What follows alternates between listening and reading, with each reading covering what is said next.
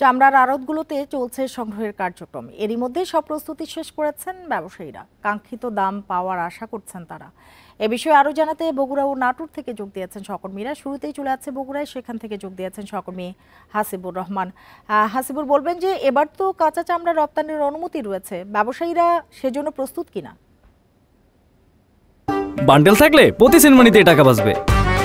বিকাশ send money bundle কিনে জিতুন প্রতি লেনদেনে। বগুড়ার যে বিষয়টা আমার নজরে এসেছে তাতে মনে হয়েছে যে ব্যবসায়ীরা এই যে প্রস্তাবনা বা এই যে উদ্যোগ সরকারের সেটার ব্যাপারে এখনো তেমন খুব বেশি আগ্রহী নয়। কারণ তাদের যে বড় সমস্যার কথা আমাদেরকে বলছেন সেটি হলো তারা একটা বড় ধরনের পুঁজির সংকটে রয়েছেন। বিশেষ করে যারা বিগত দিনগুলোতে ঢাকায় বড় বড় ট্যানারিতে চামড়া সরবরাহ করেছেন তাদের অনেকেই এবার চামড়া কেনার মতো কোনো রকম টাকার সংস্থান করতে পারেনি, যে কারণে অনেক চামড়া এবার কেনা সম্ভব হবে না। অন্তত বগুড়ার ব্যবসায়ীদের এইরকম কথাই তারা আমাদেরকে জানিয়েছেন। আমি একটু আগে একজন ব্যবসায়ীর সাথে কথা বলেছিলাম, তারা এই বিষয়টি নিয়ে এখন পর্যন্ত তেমন সুস্পষ্ট কোনো ধারণা পাননি বলে আমাদেরকে জানিয়েছেন। একই সাথে তারা এটাও বলছেন যে এইবার তাদেরকে যে চামড়া কিনতে হচ্ছে সেখানে তাদের একটা বড় অঙ্কের বলা যায় যে মূলধনের সংকটটাই কিনতে হচ্ছে। এই অবস্থায় অনেকের পক্ষেই চামড়া স্বাভাবিকভাবে কেনা সম্ভব হচ্ছে না। আর এবার দামও বেশ কম বলেই ব্যবসায়ীরা আমাদেরকে বলেছেন। একটু আগে একজন ব্যবসায়ী বলেছেন যে মৌসুমি ব্যবসায়ীরা যারা চামড়া সাধারণত এখানে আড়তদারদের কাছে নিয়ে আসেন, তারা যেসব চামড়া 900 বা 1000 টাকায় কিনেছেন সেই সব চামড়ায় নানা ধরনের ত্রুটির কারণে তারা 700 থেকে 800 টাকার বেশি দরে কিনতে পারছেন না। পাশাপাশি আমি ছাগলের চামড়া এবং ভেড়ার চামড়ার বিষয়টি জানতে চেষ্টা করেছিলাম। কাঞ্চন দাস নামে একজন ক্রেতা আমাকে বলেছেন গত বছর তিনি যে দামে চামড়া কিনেছেন বিশেষ করে ভেড়া এবং ছাগলের, সেই দামের তুলনায় এবার একটু ভালো দামে তারা কিনতে পেয়েছে। গতবার তিনি 5 থেকে 7 টাকায় একটা ছাগলের চামড়া কিনেছিলেন, যেটির মূল্য ছিল অন্তত 15,000, সেটি এবার 7 টাকায় কিনেছেন।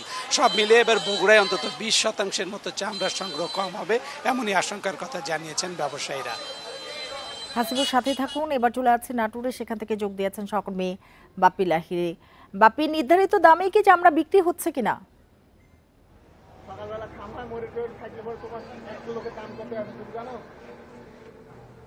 আসলে কিন্তু নাটোরে এখন পর্যন্ত চামড়া সেইভাবে কেনা বেচা শুরু হয়নি, যার কারণে চামড়ার দামটা কি দামে কিনা বেচা হচ্ছে এটাও কিন্তু আসলে সঠিকভাবে বলা যাবে না। আসলে এই চামড়াগুলো এখন শুধুমাত্র পৌর এলাকার চামড়া যে কোরবানিগুলো হয়েছে সেই চামড়াগুলো এখানে এসেছে। মৌসুমি ক্রেতারা কিন্তু এই চামড়াগুলো ওখান থেকে কিনে নিচ্ছে, এখানে বিক্রি হচ্ছে, যার কারণে এখানে চামড়ার সঠিক দামটা আসলে বলা যাচ্ছে না। যে দামে বিক্রি করতে পারছেন সেই দামে বিক্রি করে দিয়ে যাচ্ছেন। এই সরকার নির্ধারিত যে দাম রয়েছে সেই দামে কিন্তু আসলে এখন পর্যন্ত চামড়া কিনা বেচা শুরু হয়নি।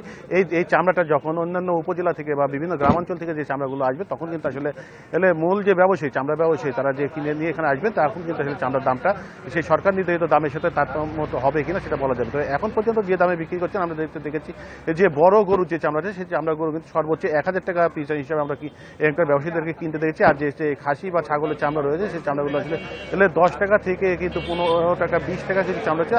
আর ভালো চামড়া যেটা তারা বলছে যে যাতে কোনো কাটা দাগ নাই এবং লেজ কাটা নাই সেই চামড়াগুলো কিন্তু আসলে 40 টাকা দরেও কিন্তু আসলে এখানে কিনতে দেখেছি। সব মিলে যে একটা চামড়া এখানকার ব্যবসায়ীরা বলছে যে চামড়াটা তারা 15 টাকা পিস হিসেবে কিনছে, সেই চামড়ার পিছনে শ্রমিক বিল এবং লবণের বিল বাবদ প্রায় 40 টাকা খরচ হয়, যার কারণে এখন পর্যন্ত যে সরকার নির্ধারিত চামড়ার দাম রয়েছে সেই দামের সাথে কিন্তু চামড়া কিনা বেচা এখানে ওইভাবে শুরু হয়নি বলে এখানকার ব্যবসায়ীরা আমাদের বলছে।